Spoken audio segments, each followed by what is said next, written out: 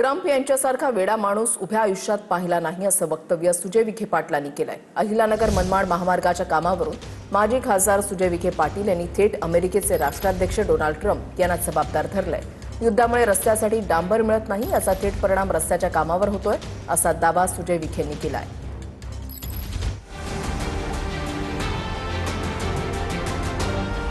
अहिल्यानगर मनमाड महामार्गाच्या कामावरून माजी खासदार सुजय विखे पाटील यांनी थेट अमेरिकेचे राष्ट्राध्यक्ष डोनाल्ड ट्रम्प यांना जबाबदार धरले।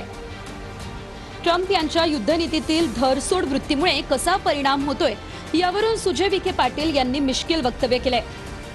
युद्धामुळे रस्त्यासाठी डांबर मिळत नाही याचा थेट परिणाम रस्त्याच्या कामावर होतोय असा दावा सुजय विखे यांनी केलाय।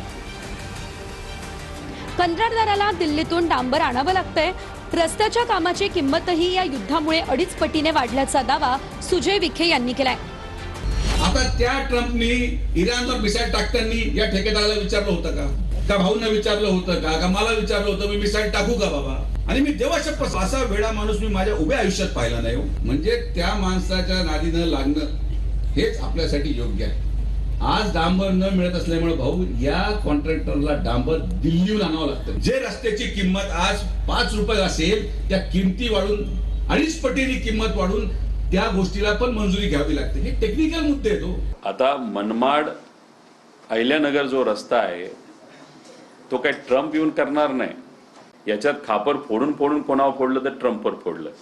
त्याच्यापेक्षा तुमच्या सरकारवर तुम्ही बोलला असता तर कदाचित आम्ही हे तर बोलू शकलो असतो की तुम्ही अजून बौद्धिक क्षमतेनुसार तुम्ही अजून तिथं परिपक्व त्या ठिकाणी आहात। तुम्ही राजकारणात आल्यापासून मेंदूला प्रॉब्लेम आलेला नाही। तुम्ही भाजपमध्ये गेल्यापासून तुम्हाला मेंदूला प्रॉब्लेम आलेला आहे।